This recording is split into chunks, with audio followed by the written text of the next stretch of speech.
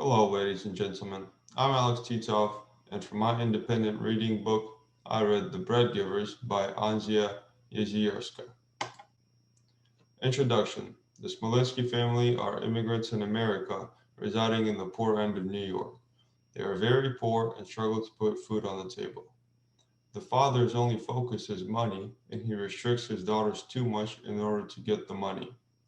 He does so by keeping their salary and forcing them to marry rich men. Sarah, which is the main character of the book, runs away to live by herself and focus on her future. Theme.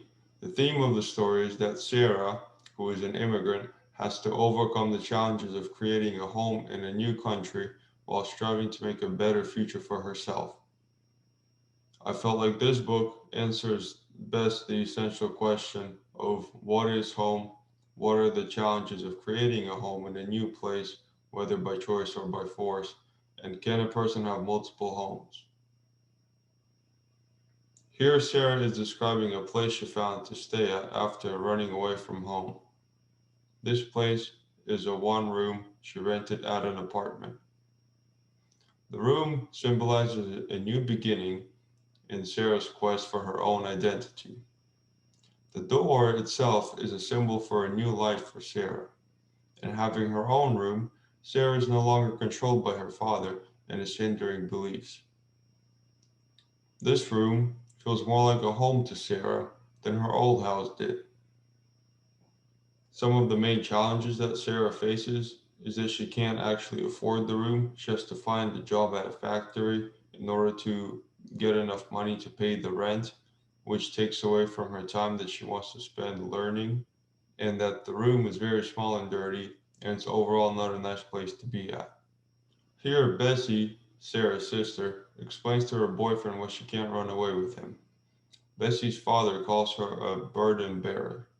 This means that she must bear the family's burdens forever.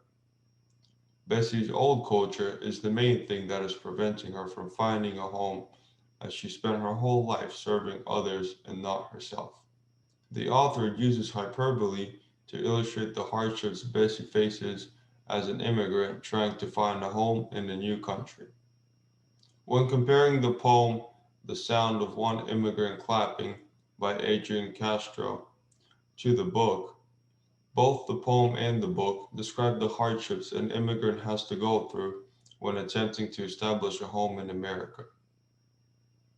Both the poem and the book describe the harsh working and living conditions immigrants face when arriving in America.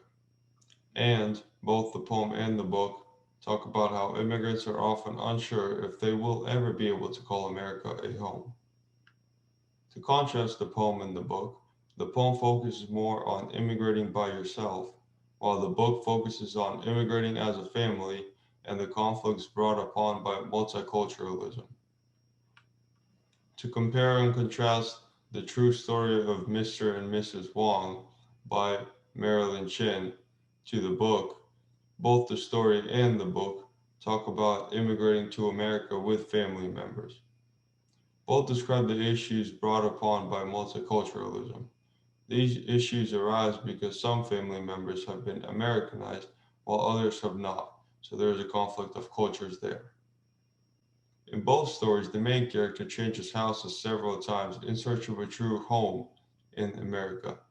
In the book, Sarah immigrates from Europe, then she lives in a house with her father and the rest of her family, and then she runs away and lives in her own apartment.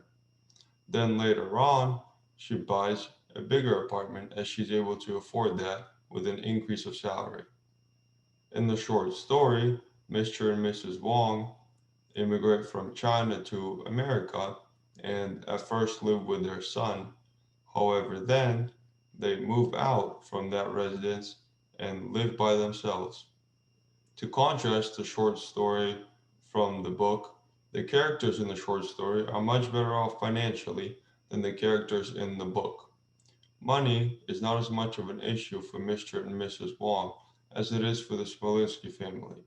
Therefore, when it comes to making decisions, money and finances do not play as much of a role for Mr. and Mrs. Wong as they do for the Smolinski family.